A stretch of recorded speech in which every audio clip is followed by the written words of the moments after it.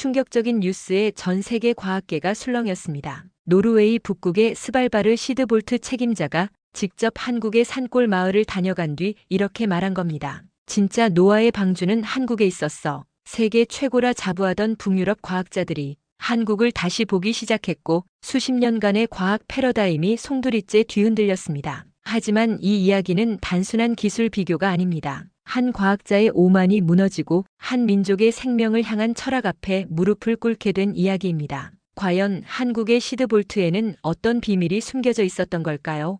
그 감동의 여정을 지금부터 함께 따라가 보시죠. 그 전에 1초면 누를 수 있는 좋아요와 구독 알림 설정은 영상 제작에 정말 큰 힘이 됩니다. 저는 노르웨이 스발바르 제도에 사는 요한 안데르센입니다. 노르웨이 스발바르 제도에 있는 국제종자보관소에서 일한 지 벌써 15년이 넘었죠. 이곳에서 전 세계 작물의 씨앗을 보관하고 관리하는 일을 하고 있습니다. 사람들은 이곳을 노아의 방주라고 부르곤 해요. 지구온난화와 기후변화로 작물이 사라질 위기에 대비해 인류의 미래 식량을 지켜내는 마지막 보루라는 뜻이겠죠. 그런데 며칠 전 정말 믿기 어려운 소식을 들었습니다. 한국에도 시드볼트가 있다는 거예요.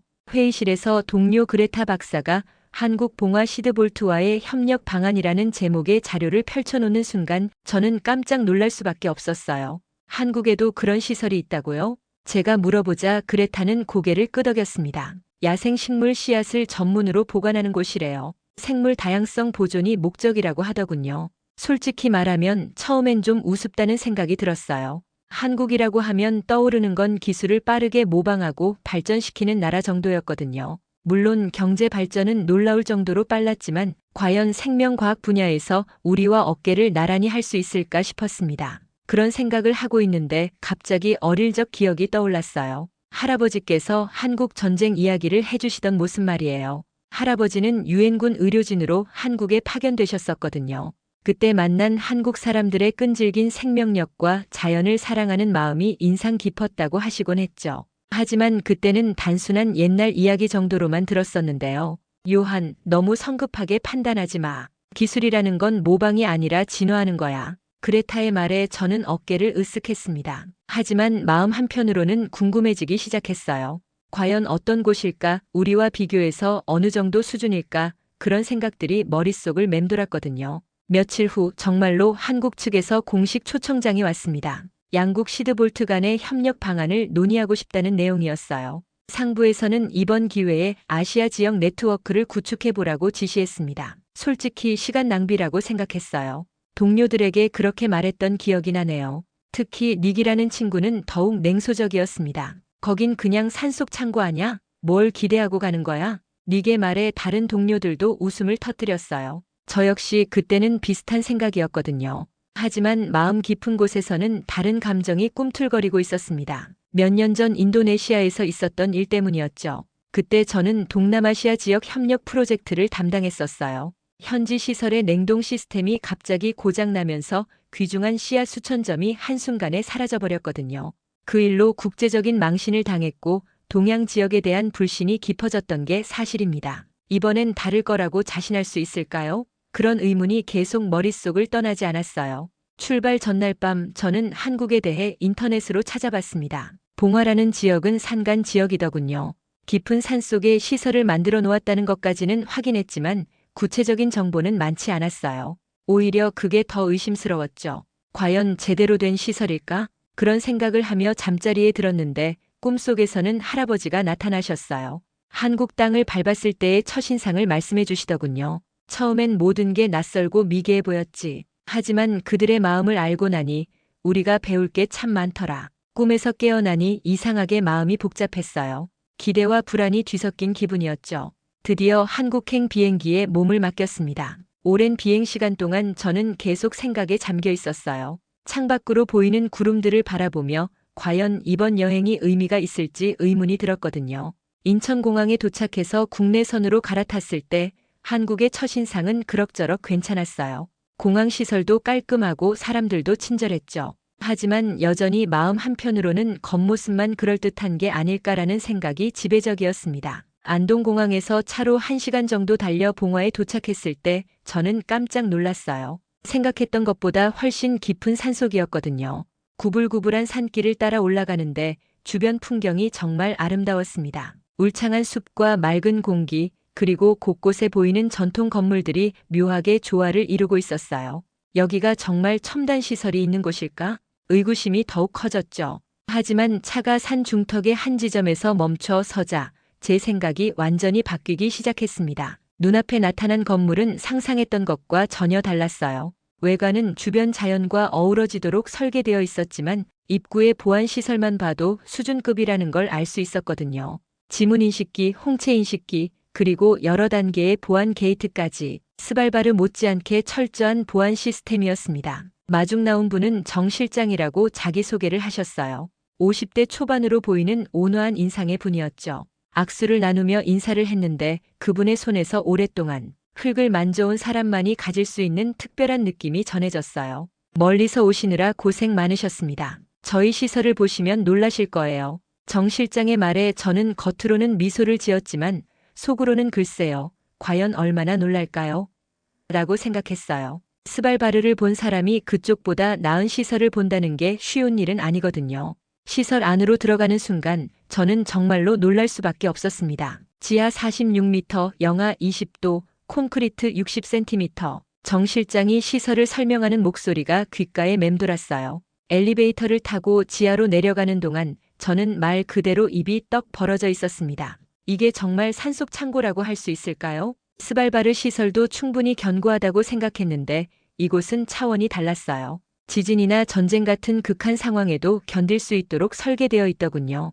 게다가 자연재해에 대비한 시스템까지 완벽했습니다. 이 시설은 핵전쟁이 일어나도 버틸 수 있게 만들어졌습니다. 정 실장이 담담하게 말씀하시는데 저는 순간 할 말을 잃었어요.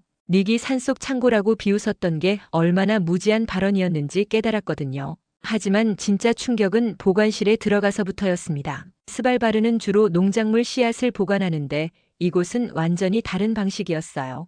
야생식물, 멸종 위기종, 그리고 한반도 고유 식물들의 씨앗이 체계적으로 분류되어 있었거든요. 우리는 식량이 아닌 생명 자체를 보관합니다. 정 실장의 설명을 들으며 시설을 둘러보는데 머릿속이 복잡해지기 시작했어요. 지금까지 제가 해온 일이 과연 옳은 방향이었을까 하는 의문이 들더군요.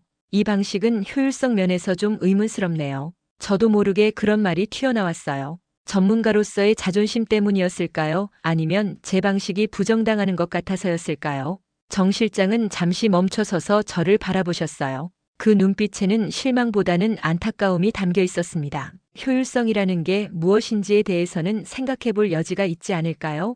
그분의 반문에 저는 더욱 방어적이 되었어요. 인도네시아에서의 실패가 떠올랐거든요. 그때도 현지 방식을 이해하려 하지 않고 우리 방식만 고집했던 게 화근이었는데 또다시 같은 실수를 하고 있는 건 아닐까 싶었습니다. 그게 과학이에요, 정서예요? 결국 감정이 폭발하고 말았어요. 목소리가 생각보다 크게 나와서 주변에 있던 연구원들이 모두 저를 바라봤습니다. 정 실장의 표정이 굳어지는 게 보였어요. 죄송합니다만 과학과 정서를 구분하는 기준이 궁금하네요. 정 실장이 차분하게 대답하시는데 그 목소리에는 분명 서운함이 묻어 있었어요. 저는 그제야 제가 신뢰를 범했다는 걸 깨달았지만 이미 엎질러진 물이었죠. 그날 오후 회의는 어색한 분위기 속에서 끝났습니다. 저는 호텔로 돌아가면서 내내 후회했어요. 왜 그렇게 감정적으로 반응했을까? 전문가답지 못했다는 생각이 계속 들었거든요. 밤늦게 혼자 호텔방에 앉아 있는데 창밖으로 봉화의 밤 풍경이 보였어요. 별이 정말 많더군요. 스발바르와는 또 다른 아름다움이 있었습니다. 그때 문득 할아버지 말씀이 떠올랐어요. 처음엔 모든 게 낯설고 미개해 보였지. 하지만 그들의 마음을 알고 나니 우리가 배울 게 참 많더라. 과연 저는 그들의 마음을 알려고 노력했을까요? 아니면 처음부터 선입견에 사로잡혀 있었던 걸까요? 다음 날 아침 정 실장이 특별한 곳을 보여주고 싶다며 저를 다른 장소로 안내했습니다. 전날에 불쾌했던 분위기는 여전했지만 그분은 여전히 친절했어요. 차에서 내리자 넓은 들판이 펼쳐져 있었어요. 그런데 자세히 보니 그냥 들판이 아니었습니다. 여기저기 어린 나무들이 규칙적으로 심어져 있었고 각각에는 작은 팻말이 달려 있었거든요. 천연기념물 회화나무 복원 프로젝트 현장입니다. 정 실장의 설명을 들으며 가까이 다가가 팻말을 읽어봤어요. 구례 회화나무, 안동 느티나무, 제주 팽나무. 이름 뒤에는 복원 연도와 과정이 적혀 있었습니다. 이 나무들은 모두 사라진 품종들이었어요. 500년 된 천연 기념물 회화나무가 태풍으로 쓰러졌는데 다행히 씨앗을 미리 보관해둬서 복원할 수 있었다는 이야기를 들었습니다. 정 실장이 한 그루의 어린 회화나무를 어루만지며 설명하시는 모습을 보니 뭔가 가슴이 뭉클해졌어요. 단순히 나무를 기르는 게 아니라 역사와 기억을 되살리는 일이라는 생각이 들었거든요. 작년 산불로 사라진 식물들도 여기서 복원하고 있다고 하더군요. 아직 연약해 보이지만 생명력만큼은 강해 보이는 어린 묘목들이 자라고 있었습니다. 그때 젊은 연구원 몇 명이 다가왔어요. 대학생으로 보이는 아이들이었는데 손에는 작은 화분들을 들고 있었습니다. 매주 자원봉사로 와서 씨앗을 심는다고 하더군요. 처음엔 단순히 학점 때문에 왔는데 이제는 진짜 좋아해서 온다는 이야기였어요. 그 아이들이 씨앗을 하나하나 정성스럽게 화분에 심는 모습을 보니 저도 모르게 미소가 지어졌습니다. 이건 생명과 기억을 지키는 일입니다. 정 실장이 학생들과 함께 씨앗을 심으며 말씀하시는데 그 말이 마음 깊숙이 박혔어요. 스발바르에서는 주로 데이터와 효율성에 집중했는데 여기서는 완전히 다른 철학으로 접근하고 있었거든요. 여기서는 씨앗을 심는 게 단순한 작업이 아니라 미래에 대한 희망을 심는 일이었어요. 오후에는 실제 야생에서 씨앗을 채취하는 과정을 지켜봤습니다. 깊은 산속까지 들어가서 멸종 위기에 처한 식물들을 찾아내고 조심스럽게 씨앗을 채취하는 모습이 정말 인상적이었어요. 한반도에서만 자라는 고유종으로 개체수가 너무 적어서 매우 조심스럽게 다뤄야 한다는 설명을 들었습니다. 연구원이 작은 씨앗 몇 개를 소중하게 보관하는 모습을 보니 갑자기 야생이 식량보다 더 중요할 수도 있다는 생각이 들었어요. 지금까지 저는 인간의 생존에만 초점을 맞춰왔는데 생태계 전체의 균형이라는 더 큰 그림을 놓치고 있었던 건 아닐까요? 해가 지고 호텔로 돌아가는 길에 정 실장이 조용히 말씀하셨어요. 실패한 건 시스템이 아니라 함께하지 못한 마음이 아닐까요? 그 한마디에 인도네시아에서의 실패 기억이 떠올랐어요.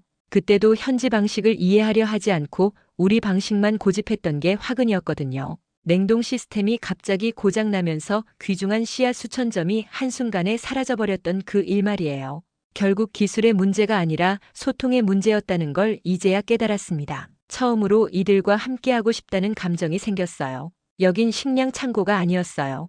이건 지구의 기억을 지키는 시간 캡슐이었습니다. 밤늦게 혼자 호텔방에 앉아 있는데 창밖으로 봉화의 밤 풍경이 보였어요. 별이 정말 많더군요. 스발바르와는 또 다른 아름다움이 있었습니다. 그때 문득 정 실장의 말이 계속 머릿속을 맴돌았어요. 함께하지 못한 마음, 그 말이 가슴에 와닿았거든요. 다음 날 아침 정 실장이 중요한 회의가 있다며 저를 회의실로 안내했습니다. 양국 시드볼트 간의 공식적인 협력 방안을 논의하는 자리였어요. 어제까지만 해도 형식적인 만남 정도로 생각했는데 이제는 마음가짐이 완전히 달라져 있었습니다. 정 실장이 공식 문서를 펼쳐놓으며 봉화 스발바르 공동 보존 협정을 체결하고 싶다고 말씀하시는데 그 내용이 정말 놀라웠어요. 한국은 멸종 위기종과 야생 식물에 특화하고 스발바르는 식량 작물에 집중해서 서로 보완하자는 제안이었거든요. 지금까지 경쟁 관계로만 생각했는데 상호협력의 시너지를 만들어보자는 거였어요.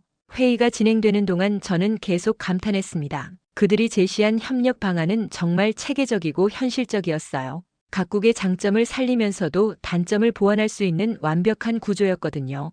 특히 기후변화에 대응하는 통합 데이터베이스 구축 계획은 정말 혁신적이었습니다. 정 실장은 이 협정이 성사되면 전 세계 생물 다양성 보존의 새로운 전환점이 될 것이라고 자신 있게 말씀하셨어요. 협정서에 서명하는 순간 가슴이 벅차올랐습니다. 단순히 업무적인 성과가 아니라 정말 의미 있는 일을 해냈다는 뿌듯함이 들었어요. 처음 한국에 올 때의 냉소적인 마음이 부끄러워졌습니다. 회의가 끝난 후 저는 급하게 닉에게 사진을 전송했어요. 봉화 시드볼트의 웅장한 지하시설 사진과 함께 메시지를 보냈죠. 몇 분 후 돌아온 답변을 보고 피식 웃음이 나왔어요. 닉은 자신이 완전히 틀렸다며 놀라워했거든요. 그 산속 창고가 이렇게 대단한 곳일 줄은 몰랐다고 하더군요.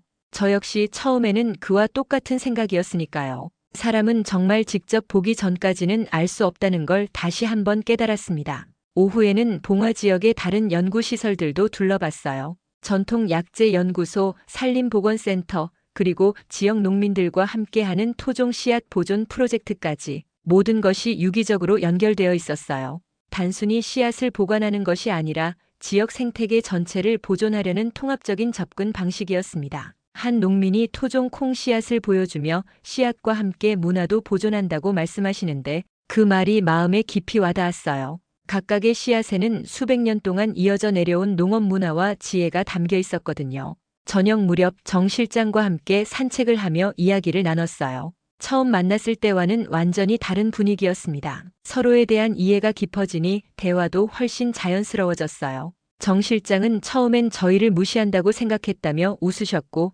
저는 정말 죄송하다고 사과했습니다. 그분은 오히려 그런 의구심이 있어야 더 좋은 결과를 만들 수 있다며 너그럽게 이해해 주셨어요.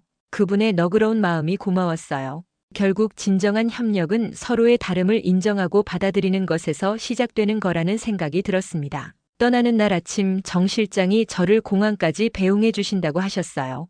짧은 일정이었지만 정말 많은 것을 배우고 느낀 시간이었습니다. 호텔에서 짐을 챙기며 지난 며칠간의 일들을 되돌아보니 제 자신이 많이 변했다는 걸 느낄 수 있었어요. 차 안에서 정 실장과 마지막 대화를 나눴습니다. 앞으로의 협력 계획에 대한 이야기였는데 이제는 정말 기대가 되더군요.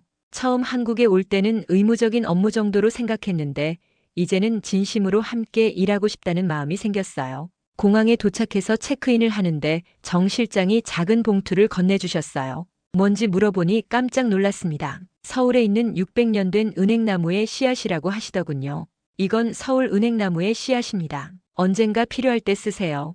그 작은 씨앗을 손에 쥐고 보니 뭔가 벅찬 감정이 올라왔어요. 단순한 씨앗이 아니라 600년의 역사와 한국 사람들의 마음이 담긴 선물이라는 생각이 들었거든요. 그 순간 목이 메어 말이 나오지 않았습니다. 정 실장은 이 씨앗이 특별한 의미가 있다고 설명해 주셨어요. 조선 왕조 때부터 자라온 나무인데 일제강점기와 전쟁을 모두 견뎌낸 생명력의 상징이라고 하시더군요. 그래서 더욱 소중했어요. 역사의 격동기를 모두 겪어낸 강인한 생명력이 이 작은 씨앗 안에 담겨 있다니 정말 경이로웠습니다. 스발바르의 추운 기후에서도 잘 자랄 거예요. 정 실장의 말에 저는 고개를 끄덕였어요. 꼭 스발바르에 심어서 키우겠다고 약속드렸습니다. 그리고 그 나무가 자랄 때마다 한국에서의 이 경험을 떠올리게 될 거라고 말씀드렸어요. 탑승 시간이 다가와서 작별 인사를 나눴습니다. 정 실장과 악수를 하는데 처음 만났을 때와는 완전히 다른 기분이었어요.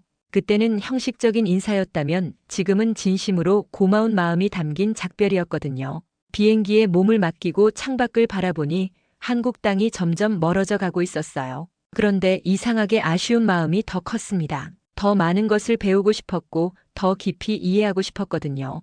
기내에서 저는 다짐했습니다. 앞으로는 다른 나라의 방식을 무시하거나 편견을 갖지 않겠다고요. 그리고 진정한 국제 협력이 무엇인지 깨달았다고요. 서로 다른 방식을 인정하고 존중하며 함께 더 나은 미래를 만들어가는 것 말이에요. 손안의 은행나무 씨앗을 바라보며 생각했어요. 이제 우리가 배워야 할 곳은 동쪽에 있다고요. 한국, 그들은 생명의 가치를 진정으로 알고 있었습니다. 효율성보다는 생명 자체를 소중히 여기는 마음, 과거와 현재와 미래를 연결하는 지혜, 그리고 함께 나아가려는 따뜻한 마음 말이에요. 스발바르에 돌아가면 동료들에게 이번 경험을 꼭 나누고 싶었어요. 특히 닉에게는 선입견이 얼마나 위험한지 알려주고 싶었습니다. 그리고 앞으로 봉화와의 협력 프로젝트를 성공적으로 이끌어 나가겠다고 다짐했어요. 창밖으로 구름이 흘러가는 모습을 보며 저는 처음으로 확신했습니다. 이번 여행은 단순한 업무 출장이 아니라 제 인생을 바꾼 소중한 경험이었다고요. 한국에서 만난 사람들, 그들의 철학, 그리고 그 작은 씨앗 하나가 제게 새로운 시각을 열어준 거였어요. 이제 정말로 시작이었습니다. 두 나라의 시드볼트가 하나가 되어 지구의 생명을 지켜나가는 여정 말이에요. 스발바르에 돌아온 지 한 달이 지났습니다. 하지만 한국에서의 경험은 여전히 생생하게 남아있어요. 매일 아침 출근길에 정 실장이 주신 은행나무 씨앗을 바라보며 그때의 감동을 되새기곤 합니다. 동료들의 반응은 정말 다양했어요. 처음에는 대부분 반신반의했죠. 특히 닉은 제가 보낸 사진들을 보고도 믿기 어렵다는 표정이었거든요. 하지만 제가 가져온 협력 제안서와 기술 자료들을 보고 나서는 모두들 놀라워했습니다. 닉이 솔직하게 인정하더군요. 정말 이 정도 수준이었냐며 우리가 완전히 무시했다고 말이에요. 그 모습을 보니 한편으로는 뿌듯했지만 다른 한편으로는 우리가 얼마나 편견에 사로잡혀 있었는지 반성하게 됐어요. 연구소 전체 회의에서 한국 방문 결과를 발표했을 때 반응이 폭발적이었습니다. 특히 야생식물 보존과 문화 보존을 결합한 한국의 접근 방식에 대해서는 모든 연구원들이 감탄했어요. 우리도 단순히 농작물만 보관할 게 아니라 더 넓은 관점에서 생물 다양성을 바라봐야 한다는 의견이 나왔습니다. 소장님께서도 매우 긍정적으로 평가해 주셨어요. 봉화와의 협력 프로젝트를 공식 승인해 주시면서 저를 프로젝트 총책임자로 임명해 주셨거든요. 정말 기쁘면서도 책임감이 느껴졌습니다. 그 후로 정 실장과는 거의 매주 화상회의를 하고 있어요. 협력 프로젝트의 세부 계획을 수립하고 양쪽 연구진들의 교류 방안을 논의하죠. 처음 만났을 때의 어색함은 완전히 사라지고 이제는 정말 편안한 동료가 된 기분입니다. 며칠 전에는 정말 놀라운 소식을 들었어요. 봉화에서 보관 중이던 멸종위기 식물 중 하나가 성공적으로 복원되어 자연으로 돌아갔다는 거예요. 바로 제가 현장에서 본 그 희귀한 야생화였습니다. 그 소식을 듣는 순간 가슴이 뭉클해졌어요. 한국 연구진들이 스발바르 방문을 계획하고 있다는 소식도 들었습니다. 이번에는 제가 그들을 안내할 차례죠. 한국에서 받았던 따뜻한 환대를 그대로 돌려주고 싶어요. 우리의 북극 생태계와 영구동 토층 연구시설을 보여주면서 기후변화에 대비하는 우리만의 노하우도 공유하려고 합니다. 무엇보다 기쁜 건 제 마음가짐이 완전히 바뀌었다는 거예요. 예전에는 스발바르가 세계 최고라는 자만심이 있었는데 이제는 배우려는 겸손한 자세를 갖게 됐어요. 세상에는 우리가 모르는 훌륭한 일들이 정말 많다는 걸 깨달았거든요. 은행나무 씨앗은 지금 연구소 온실에서 조심스럽게 발화를 기다리고 있어요. 북극의 추위에도 견딜 수 있도록 특별히 관리하고 있죠. 언젠가 이 씨앗이 자라서 큰 나무가 되면 스발바르와 한국의 우정을 상징하는 특별한 나무가 될 거예요. 어제는 할아버지 무덤을 찾아갔습니다. 한국에서의 경험을 이야기해드리고 싶었거든요. 할아버지께서 살아계셨다면 얼마나 기뻐하셨을까요? 당신이 그토록 감탄했던 한국 사람들의 마음을 제가 직접 경험했다고 말씀드렸어요. 이제 저는 확신합니다. 진정한 과학은 기술만으로 이루어지는 게 아니라 생명을 사랑하는 마음에서 시작된다는 걸요. 한국에서 만난 사람들이 그걸 가르쳐 준 거예요. 씨앗 하나하나에 담긴 이야기를 소중히 여기고 미래 세대를 위해 오늘을 희생할 줄 아는 그 마음 말이에요. 앞으로 우리가 함께 만들어갈 미래가 정말 기대됩니다. 스발바르의 기술력과 한국의 철학이 만나면 분명 놀라운 시너지를 낼 수 있을 거예요. 그리고 그 시작점에 제가 있다는 게 정말 자랑스럽습니다. 이 이야기는 여기서 끝나지 않아요. 오히려 새로운 시작이죠. 두 나라가 손을 잡고 지구의 생명을 지켜나가는 아름다운 여정의 첫걸음이니까요. 여러분은 언제 한국의 진짜 모습을 발견하셨나요? 이 이야기가 마음에 닿으셨다면 구독과 좋아요 부탁드립니다. 그리고 댓글로 여러분의 생각을 들려주세요. 편견을 깨고 새로운 세상을 발견한 경험이 얼마나 소중한지 함께 나누고 싶습니다.